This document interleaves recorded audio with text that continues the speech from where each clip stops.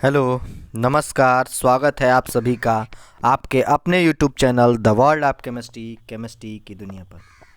मैं हिमांशु मिश्रा आज आपके लिए बीएससी फर्स्ट सेमेस्टर में पढ़ रहे स्टूडेंट के लिए यूनिट नंबर 4 जो है हम लोग का, उसके एमसीक्यू क्वेश्चन लेके आया हूँ। ये क्वेश्चंस बहुत ही इंपॉर्टेंट हैं आपके इंड टर्म एग्ज़ाम के लिए, जो आपका इंड टर्म एग्ज़ाम अब होने वाला है। केमिस्ट्री का जूलॉजी के आपके पेपर हो चुके हैं, अब केमिस्ट्री के आपके पेपर होने वाले हैं। तो इस केमिस्ट्री के पेपर के लिए यूनिट नंबर 4 का मैं आपके लिए एमसीक्यू लेके आया हूँ। आपको क्या करना है कि हर एक क्वेश्चंस जो ज़्यादा इंपॉर्टेंट हैं, सारे क्वेश्चन इंपॉर्टेंट हैं इस वीडियो के, उनको आपको स्क्रीनशॉट ले लेना है, उसको एक अलग कॉपी में आपको नोट करनी है और फिर एग्ज़ाम के पहले उसको पढ़ के आपको जाना है, ताकि आप लोग अच्छे से अच्छे नंबर गेन कर सकते हैं।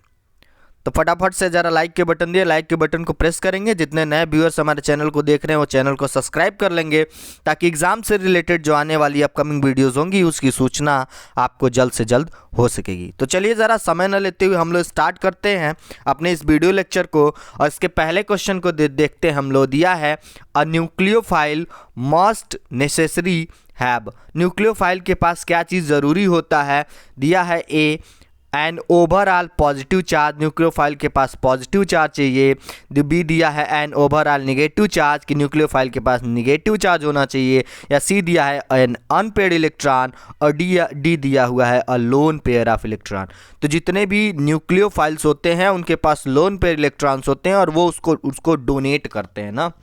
तो न्यूक्लियोफाइल के पास इलेक्ट्रॉन डेंसिटी ज़्यादा रहती है, यानी ये लोन पेयर इलेक्ट्रॉन्स इसके पास होते हैं। तो इसका ऑप्शन डी सही है। Nucleophile must necessary have a lone pair of electron.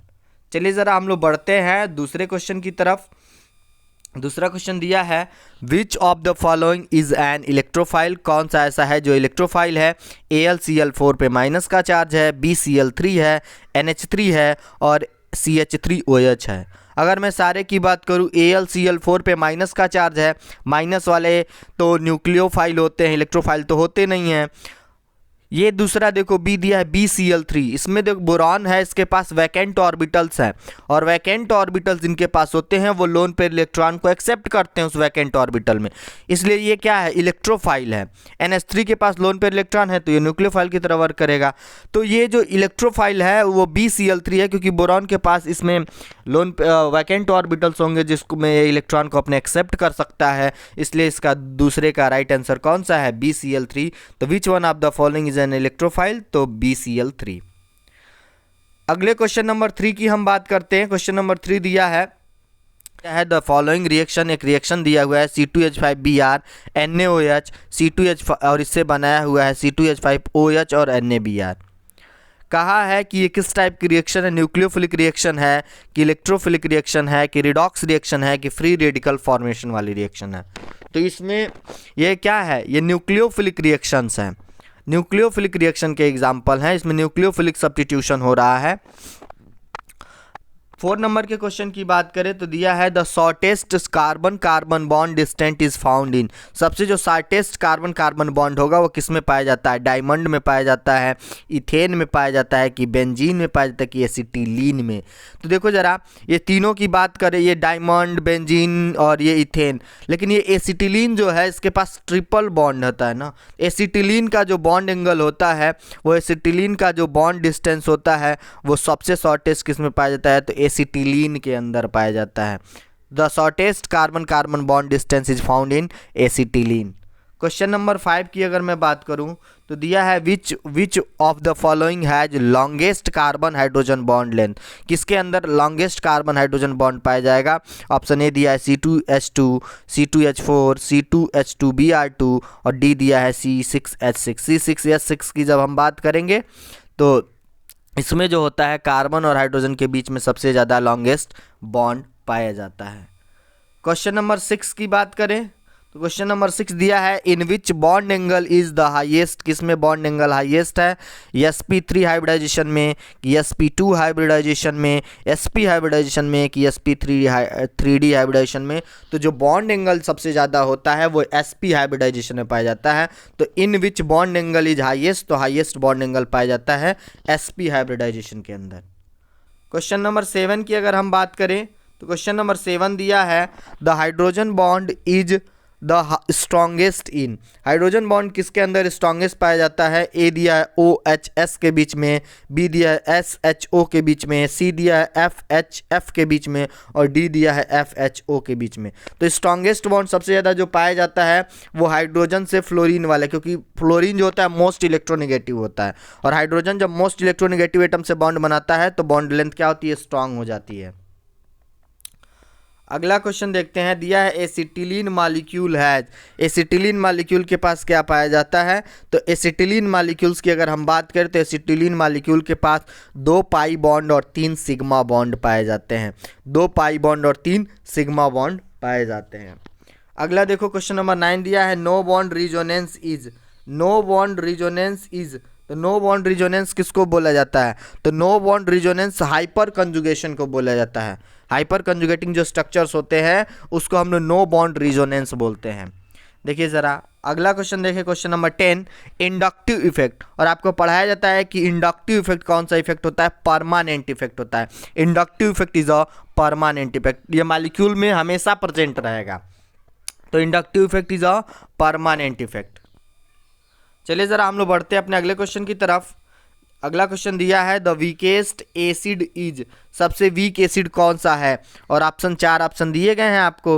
लेकिन देखो जरा इस ए वाले को अगर हम ध्यान से देखें CH3COOH, तो इसमें जो है कोई ये हैलोजन वाले ग्रुप नहीं अटैच्ड हैं।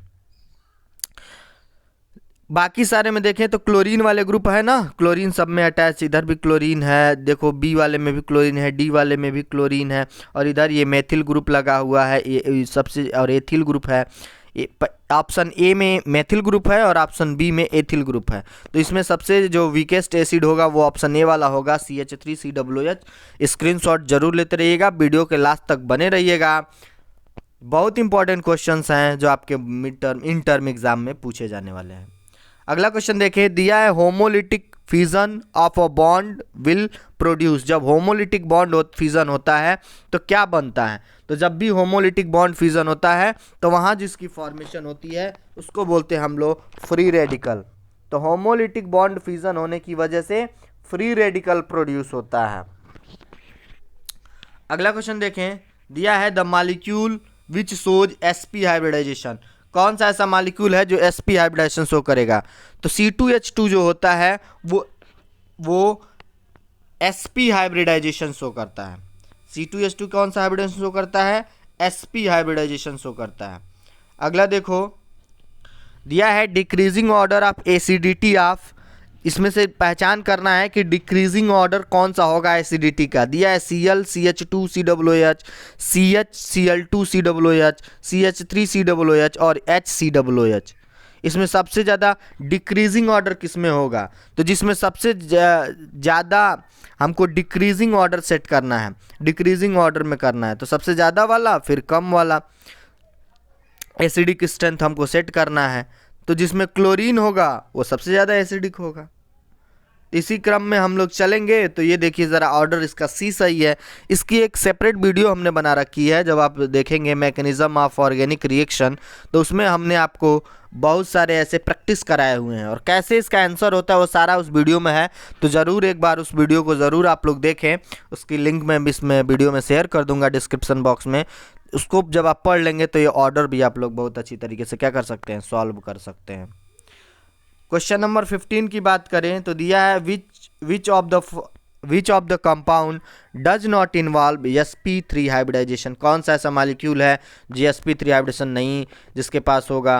तो sp3 हाइब्रिडाइजेशन होने के लिए क्या सिंगल बॉन्ड चाहिए, और C2H4 के पास सिंगल बॉन्ड नहीं होते हैं, सारे के सारे क्या होते हैं, इसमें जो है डबल बॉन्ड पाया जाता है। तो sp3 हाइब्रिडाइजेशन जो है नहीं इसमें होगा। अगले क्वेश्चन की बात करें तो दिया है which of the following compound does not involve sp3 hybridization, sp3 hybridization किसके पास नहीं है? ये C6S6 यानी बेंजीन है ना, C6S, और बेंजीन में यानी डबल बॉन्ड है, और डबल बॉन्ड जिसमें भी आ जाएगा वहाँ sp3 हाइब्रिडेशन होगा ही नहीं। तो कौन सा ऐसा है जो sp3 हाइब्रिडेशन नहीं शो करता है? तो C2S6। क्वेश्चन नंबर 17 की हम बात करें तो दिया है isomers have essential identical. Isomers किसको बोलते हैं, उसके पास पहचान क्या होती है? तो इसकी जो पहचान होती है वो होती है कि मॉलिक्यूलर फार्मूला इसकी सेम होती है। आइसोमर्स के जो मॉलिक्यूलर फार्मूला होते हैं वो सेम होते हैं, लेकिन बाकी उनके स्ट्रक्चर में, केमिकल प्रॉपर्टीज़ में डिफरेंस पाया जाता है। तो isomers have essentially identical molecular formula. Question number 18 की बात करें तो दिया है which type of isomerism is shown by diethyl ether and methyl propyl ether। जब मेथिल प्रोपिल ईथर और डाई एथिल ईथर का स्ट्रक्चर आप लोग बनाएंगे तो आप लोग देखेंगे कि इन दोनों के बीच में जो आइसोमेरिज्म पाई जाती है वो मेटामेरिज्म पाई जाती है। तो डाई एथिल ईथर और मेथिल प्रोपिल ईथर के बीच में जो आइसोमेरिज्म पाई जाती है वो मेटामेरिज्म पाई जाती है। क्वेश्चन नंबर 19 की अगर हम बात करें तो दिया है which type of the isomerism is shown by die ethyl ether and methyl propyl ether. Die ethyl ether और मेथिल प्रोपिल ईथर के पास कौन सा आइसोमेरिज्म पाया जाता है? तो यही वाला क्वेश्चन है, मेटामेरिज्म। क्वेश्चन नंबर 20 की अगर हम बात करें दिया है aldehyde and ketone of the same molecular formula shows. ऐसे एल्डिहाइड और कीटोन जिनके पास मॉलिक्यूलर फार्मूला सेम होता है वो किस टाइप के आइसोमेरिज्म शो करते हैं? तो वो जो शो करते हैं वो फंक्शनल आइसोमेरिज्म शो करते हैं। मॉलिक्यूलर फार्मूला सेम लेकिन फंक्शनल ग्रुप में डिफरेंस, इसलिए इस आइसोमेरिज्म को बोला जाएगा फंक्शनल आइसोमेरिज्म। 21 नंबर के क्वेश्चन की बात करें तो दिया ethyl alcohol and dimethyl ether shows. Ethyl alcohol और डाई मेथिल ईथर क्या शो करते हैं? तो ये दोनों शो करते हैं फंक्शनल आइसोमेरिज्म, क्योंकि एक ईथर है और एक एल्कोहल है, दोनों फंक्शनल ग्रुप में चेंजिंग है। तो ये कौन सा आइसोमेरिज्म शो करेंगे? फंक्शनल आइसोमेरिज्म शो करेंगे। हर एक क्वेश्चन बहुत ज़्यादा इंपॉर्टेंट है आपके इंटर्म एग्जाम के लिए, तो आपको वीडियो के लास्ट तक बने रहना है, स्क्रीनशॉट लेते रहना है, क्वेश्चन को अलग कॉपी में नोट डाउन करते रहना है। जितने लोग लाइक नहीं किए हैं वो वीडियो को लाइक ज़रूर करेंगे। चलिए ज़रा अगले क्वेश्चन की तरफ चलते हैं। 22 नंबर का क्वेश्चन दिया है which of the following statement is false about tautomers. Tautomers के लिए कौन सा ऐसा स्टेटमेंट है जो फॉल्स है, जो गलत है? ऑप्शन ए दिया है टाटोमर्स आर स्ट्रक्चरल आइसोमर्स। टाटोमर्स जो होते हैं वो स्ट्रक्चरल आइसोमर्स होते हैं, तो ये भी इसका सही है। दूसरा बी दिया है tautomers are structural isomers which exist dynamic equilibrium. Dynamic equilibrium इनके बीच में पाया जाता है, तो नहीं, इनके बीच में डायनेमिक इक्विलिब्रियम नहीं पाया जाता है। तो इसका फॉल्स आंसर कौन सा है? Tautomers are structure isomers which exist in dynamic equilibrium, ऐसा होना पॉसिबल नहीं है, तो फॉल्स यही है। 23 नंबर के क्वेश्चन की अगर हम बात करें तो 23 नंबर का क्वेश्चन दे रहा है कि two compounds have the same composition. दो कंपाउंड्स हैं जिनके पास कंपोजिशन सेम है and also have the same atoms attached the same atoms although with different orientation in space। तो ऐसे कंपाउंड दिया कर रहा है कि दो कंपाउंड्स ऐसे हैं जिनके मॉलिक्यूलर फार्मूला सेम है लेकिन उनके ओरिएंटेशन में डिफरेंस है, तो ऐसे कंपाउंड को क्या हम लोग बोलेंगे? तो ऐसे कंपाउंड जिनके मॉलिक्यूलर फार्मूला सेम होते हैं लेकिन उनके ओरिएंटेशन में डिफरेंस होता है उसको हम लोग बोलते हैं स्टीरियो आइसोमेरिज्म। और ऐसे कंपाउंड जिनके मॉलिक्यूलर फार्मूला सेम लेकिन उनके जो है स्ट्रक्चर में डिफरेंस होता है तो उसको स्ट्रक्चरल आइसोमेरिज्म बोलते हैं। 24 नंबर का क्वेश्चन कह रहा है कि alkene shows geometrical isomerism due to.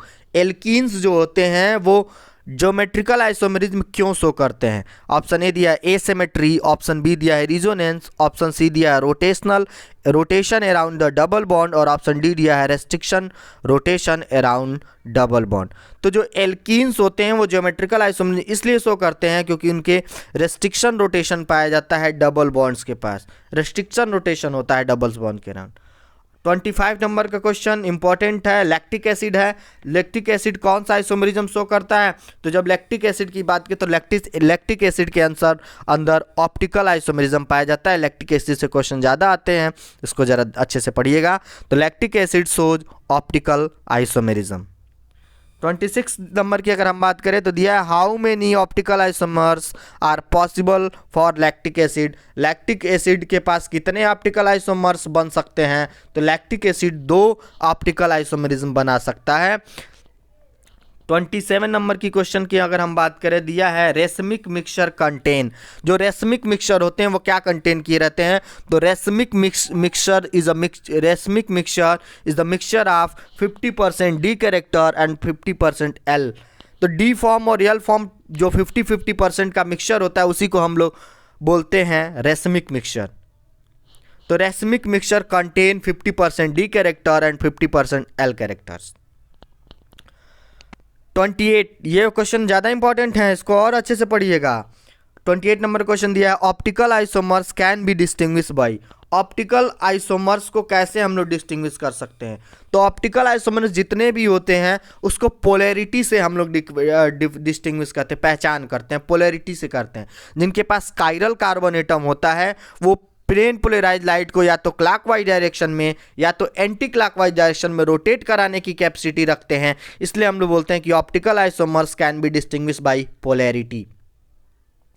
29 number की क्वेश्चन की बात करें, दिया है method of separation of D and L form from racemic mixture. अब रेसमिक मिक्सचर क्या होता है? मिक्सचर होता है डी फॉर्म और एल फॉर्म का, जिसमें 50% डी कैरेक्टर 50% एल फॉर्म होता है। उसको दोनों को सेपरेट कैसे कर सकते हैं? तो इसके लिए रिजोल्यूशन का मेथड आता है। तो method of separation of D and L form racemic mixture is called resolution. तो इसका राइट आंसर डी है, रिजोल्यूशन।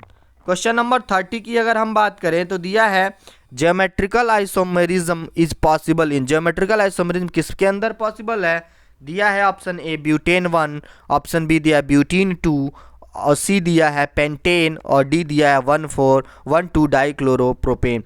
तो ज्योमेट्रिकल आइसोमेरिज्म ब्यूटीन 2 के अंदर पॉसिबल है। तो geometrical isomerism is possible in butene 2।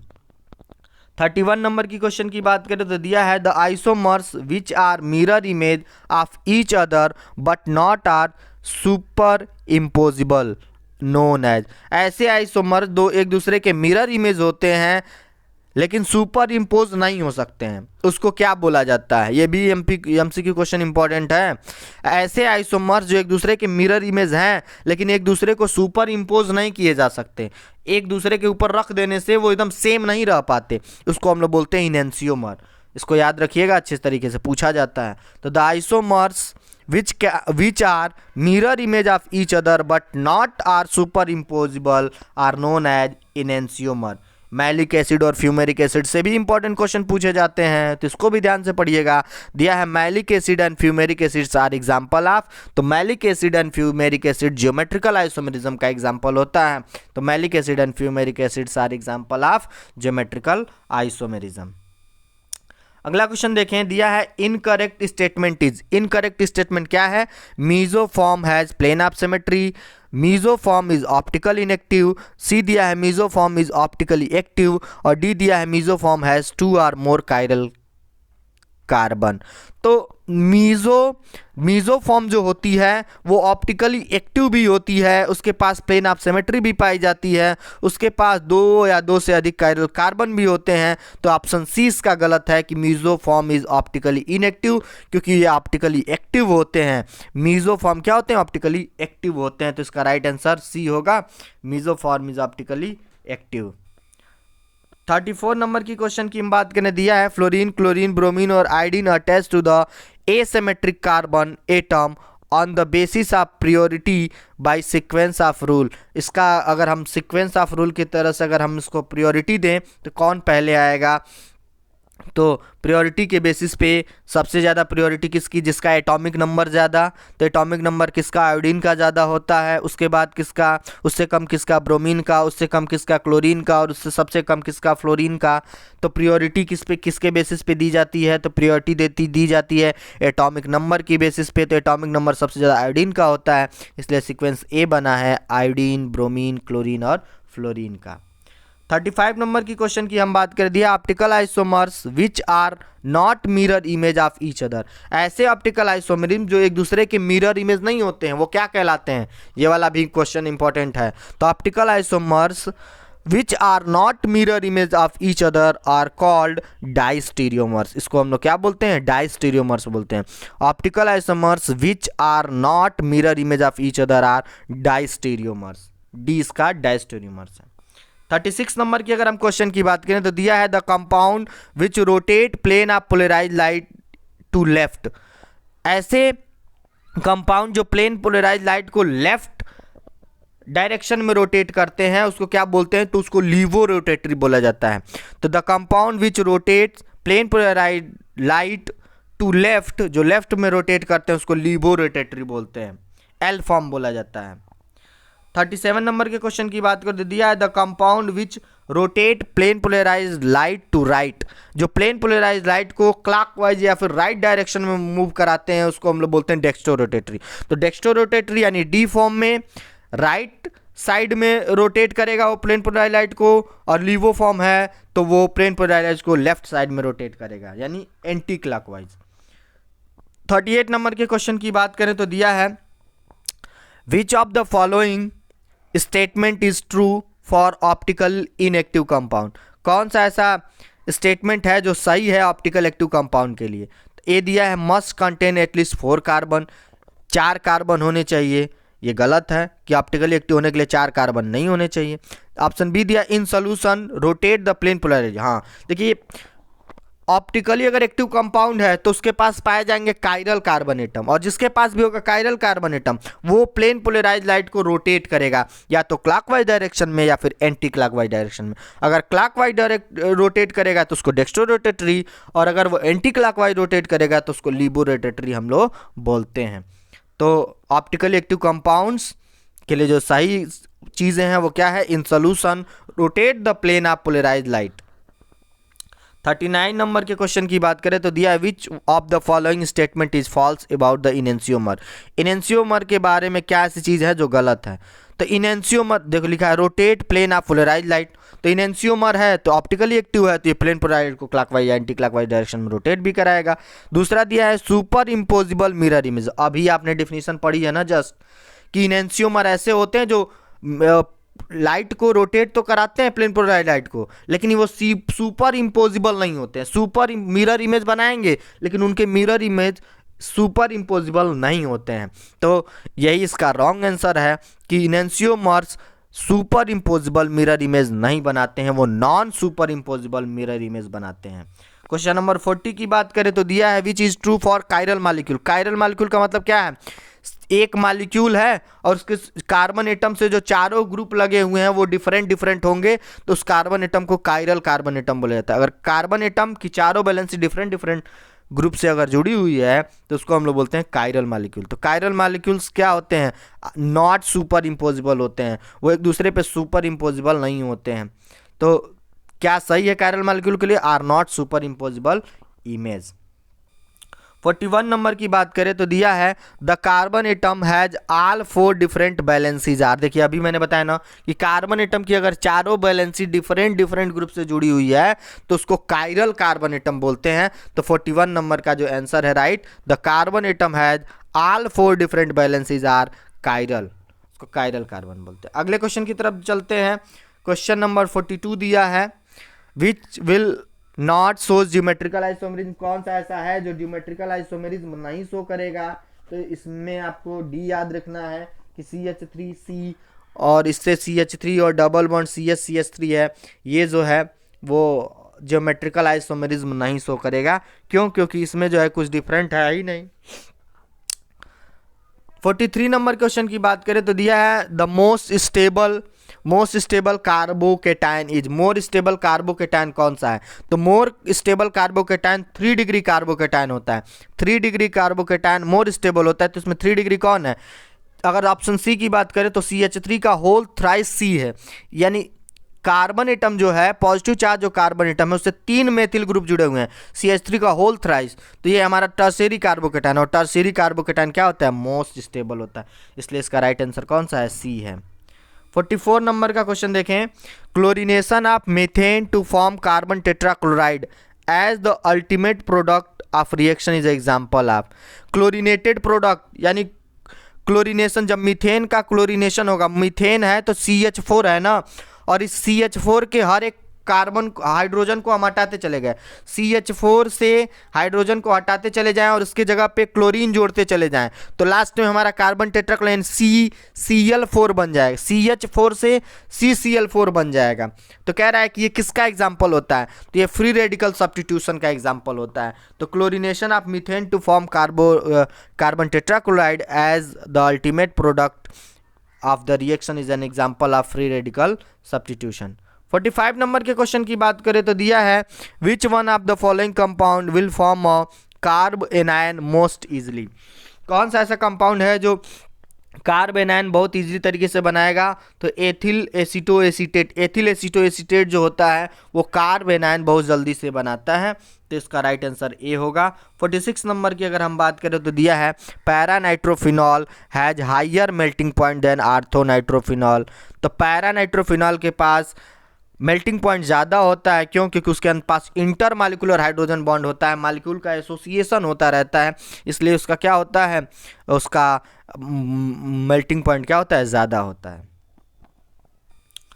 अगला देखो 47 नंबर क्वेश्चन दिया है when HBr is added to allyl bromide in polar solvent in absence of peroxide under ordinary condition the main product is 1,2-dibromopropane the effect responsible for this reason is. कह रहा है जब allele bromide है और उसमें HBr के साथ reaction कराएंगे तो 1,2-डाइब्रोमोप्रोपेन बनता है। ये इफेक्ट ऐसा क्यों होता है, तो ये होता है मीसोमेरिक इफेक्ट की वजह से। तो इसका सी आंसर सही है, मीसोमेरिक इफेक्ट। हर एक क्वेश्चन बहुत ज़्यादा इंपॉर्टेंट है, सबका स्क्रीनशॉट लेते रहिएगा, अलग कॉपी में नोट डाउन करके लिखिएगा। अगला क्वेश्चन देखो दिया है which compound does not show keto enol tautomerism. Keto enol tautomerism, keto enol tautomerism किसमें होता है, जिसमें कार्बोनिल ग्रुप हो, यानी कीटो भी हो और इनॉल भी हो। कीटो मतलब C डबल बॉन्ड हो, कीटोन ग्रुप, और इनॉल का मतलब क्या है, एल्डिहाइड ग्रुप। कीटोइनॉल टाटोमेरिज्म, तो जिसके पास भी कीटोइनॉल टाटोमेरिज्म होना है उसके पास या तो एल्डिहाइड ग्रुप होना चाहिए और कीटोन होना चाहिए, एल्डिहाइड कीटोन होना चाहिए। लेकिन ये C2H5OH के पास एल्कोहलिक ग्रुप है, कीटो ग्रुप नहीं है, इनॉल ग्रुप नहीं है, तो ये इसका गलत आंसर है। तो which compound does not show keto enol tautomerism, C2H5OH। Question number 49 number की बात करें तो दिया है बेंजीन कंटेन, बेंजीन के पास क्या होता है, तो 12 sigma bond and 3 pi bonds इसके अंदर पाए जाते हैं। बेंजीन के पास 12 सिग्मा बॉन्ड और 3 पाई बॉन्ड पाए जाते हैं। क्वेश्चन नंबर 50 की अगर हम बात करें तो दिया है which of the following is incorrect for benzene. Benzene के लिए क्या गलत है, दिया है पहला दिया each of the cyclic carbon atom involve sp2 hybridisation. Benzene के हर एक कार्बन के पास sp2 हाइब्रिडेशन पाया जाता है, सही बात है। It give Diels Alder reaction to Diels Alder reaction भी देता है बेंजीन। सी दिया है it is form due to the elimination addition reaction of allyl halide with strong base, तो सही बात है, ये एलिमिनेशन रिएक्शन देता है। ऑप्शन डी की बात कर like acetylene it shows it 2 adjacent carbon atom involve sp hybridisation, नहीं, sp हाइब्रिडाइजेशन नहीं पाया जाता है इसके अंदर सिर्फ sp2 हाइब्रिडाइजेशन पाया जाता है। तो इसका राइट आंसर कौन सा है, डी वाला है। अगले क्वेश्चन की हम बात करें तो अगला क्वेश्चन कह रहा है consider the following carbocation the most stable carbocation is. इसमें से मोस्ट स्टेबल कार्बोकेटायन कौन सा होगा, तो मोस्ट स्टेबल कार्बोकेटायन जो रिजोनेंस शो करते हैं वो सबसे ज़्यादा स्टेबल होते हैं। वैसे तो टर्शियरी वाला, लेकिन टर्शियरी का रिजोनेंस वाला जो आ जाएगा तो वो सबसे ज़्यादा स्टेबल कार्बोकेटायन होता है। तो ये डी वाला देखिए, इसमें बेंजीन रिंग है और बेंजीन रिंग वाला रिजोनेंस शो करेगा, तो रिजोनेंस जब शो करेगा तो वो स्टेबल होगा। तो इसमें जो राइट आंसर कौन सा है, डी है। 52 नंबर की अगर हम बात करें दिया among the following carbon carbon double bond length is maximum. किसके अंदर कार्बन कार्बन लेंथ जो है मैक्सिमम है, तो इसका ऑप्शन ए सही है, CH3 CH double bond CH2। 53 number के क्वेश्चन की बात करें तो दिया है among the following which one is most acidic. कौन सबसे ज़्यादा एसिडिक है, CH2 double bond CH2, CH double bond CH, सी दिया है CH4 C6H5। तो इसमें जो मोस्ट एसिडिक होगा वो CH4 होगा। 54 नंबर की क्वेश्चन की अगर हम बात करें, दिया है in the given reaction A is, किसके साथ रिएक्शन कराया जाएगा, तो चार्ज ट्रांसफर कॉम्प्लेक्स बनेगा। तो 1,3,5 ट्राई मेथिल बेंजीन के साथ जब रिएक्शन कराया जाता है तो चार्ज ट्रांसफर कॉम्प्लेक्स बनता है। क्वेश्चन नंबर 55 की बात करें, दिया hyper conjugation effect is not possible in which one of these, किसके पास हाइपर कंजुगेशन जो है वो नहीं पॉसिबल है, तो ये वाला ऑप्शन सी सही है, ClCH2Cl। क्वेश्चन का स्क्रीनशॉट जरूर लीजिएगा और इसको अलग कॉपी में ज़रूर नोट करिएगा। अगला 56 नंबर का दिया delocalization phenomenon is not possible in which of these, delocalization phenomenon किसके अंदर नहीं पॉसिबल है, ये सी वाला ऑप्शन देखें, इसके दो डबल बॉन्ड्स वाला है कंपाउंड्स, इसके पास जो है वो डीलोकलाइजेशन नहीं होगा पाएगा, तो इसका राइट आंसर सी होगा।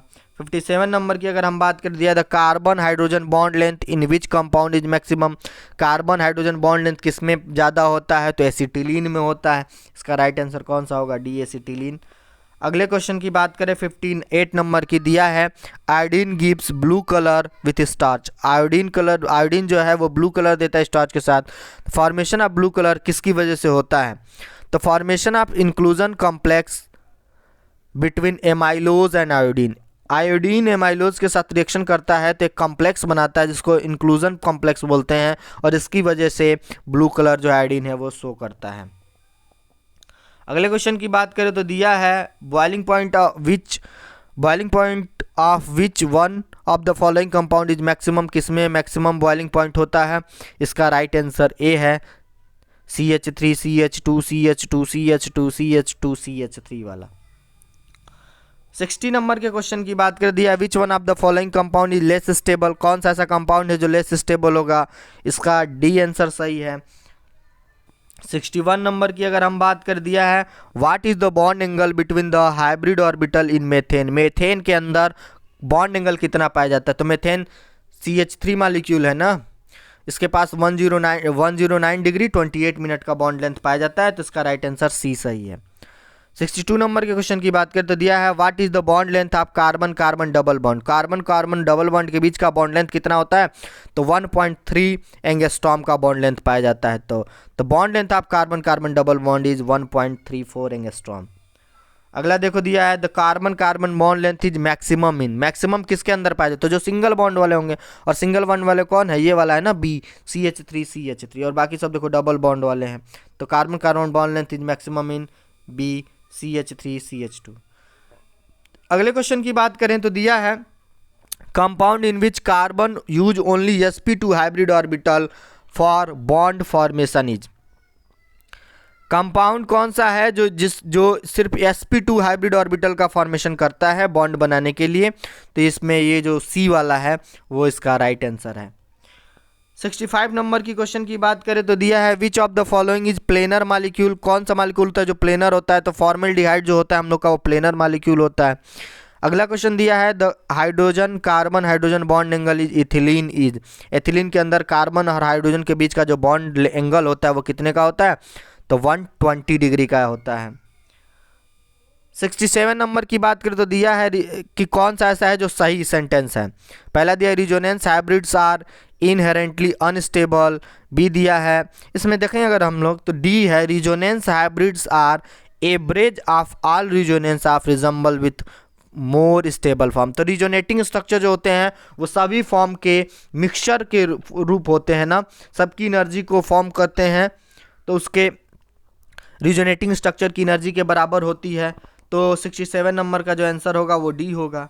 68 नंबर के क्वेश्चन की बात करें तो दिया है the order of stability of carbonium ion, carbonium ion या फिर कार्बोकेटायन का स्टेबिलिटी का ऑर्डर क्या होता है, तो इसकी एक अलग सी वीडियो हमने बनाई है जिसमें आपको मैंने बताया हुआ है कि टर्शियरी कार्बोनियम आयन या कार्बोकेटायन सबसे ज़्यादा स्टेबल होता है, उससे कम सेकेंडरी और सबसे कम प्राइमरी।